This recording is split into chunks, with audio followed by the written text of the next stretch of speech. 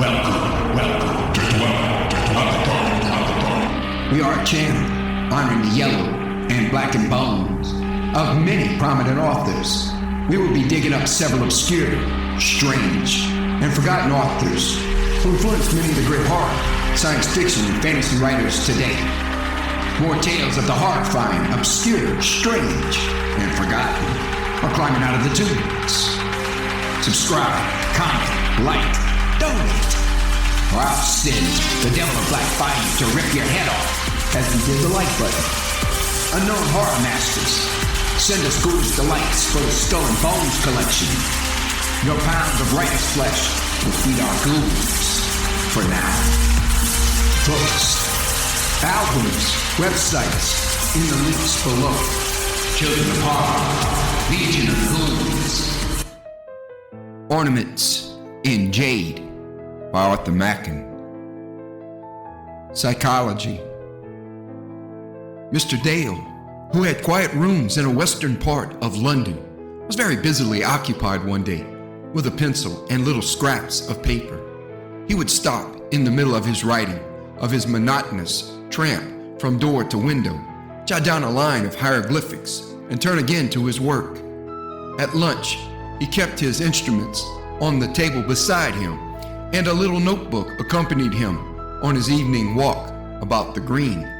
Sometimes he seemed to experience a certain difficulty in the act of writing, as if the heat of shame or even incredulous surprise held his hand, but one by one the fragments of paper fell into the drawer, and a full feast awaited him at the day's close. As he lit his pipe at dusk, he was standing by the window and looking out into the street. In the distance, cab lights flashed to and fro, up and down the hill, on the main road. Across the way he saw the long line of sober gray houses, cheerfully lit up for the most part, displaying against the night the dining room and the evening meal.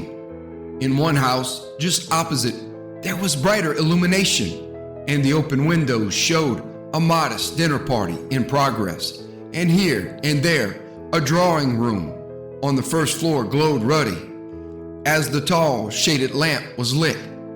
Everywhere Dale saw a quiet and comfortable respectability.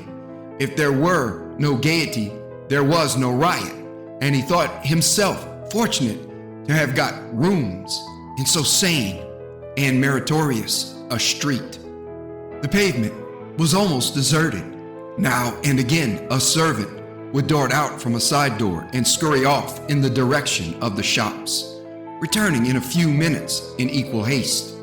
But foot passengers were rare, and only at long intervals a stranger would drift from the highway and wander with slow speculation down Abingdon Road, as if he had passed its entrance 1,000 times and had at last been piqued with curiosity and the desire of exploring the unknown.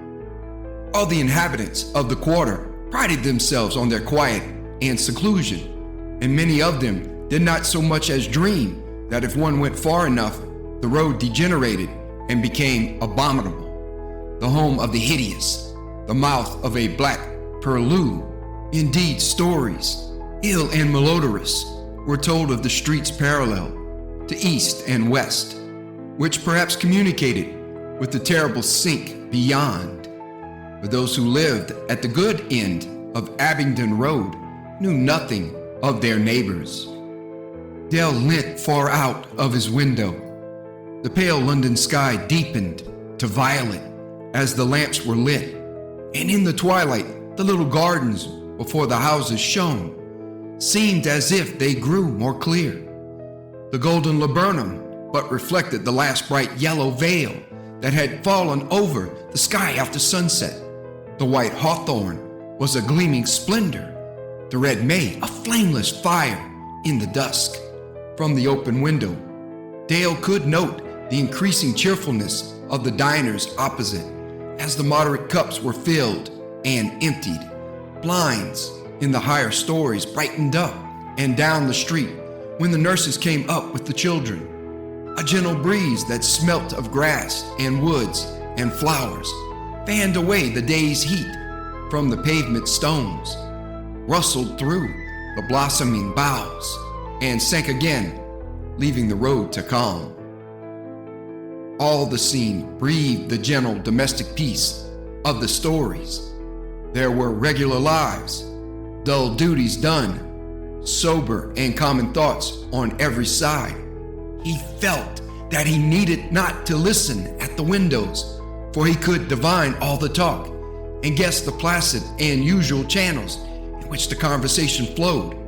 Here, there were no spasms, nor raptures, nor the red storms of romance, but a safe rest.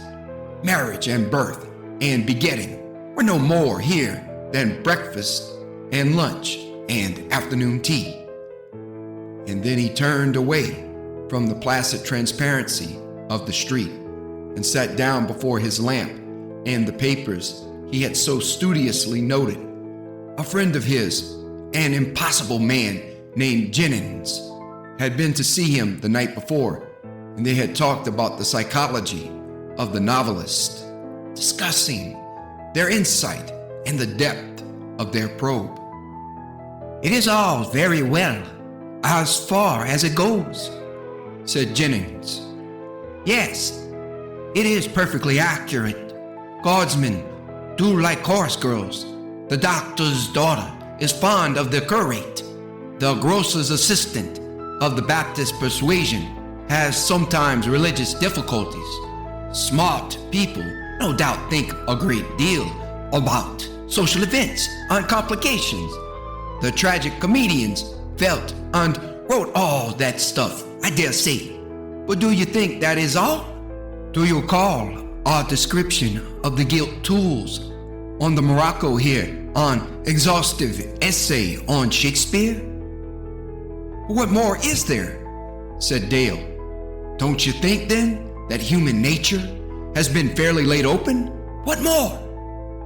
"Songs of the frantic lupanar, delirium of the madhouse, not extreme wickedness, but the insensate, the unintelligible, the lunatic passion and idea, the desire that must come from some other sphere that we cannot even faintly imagine.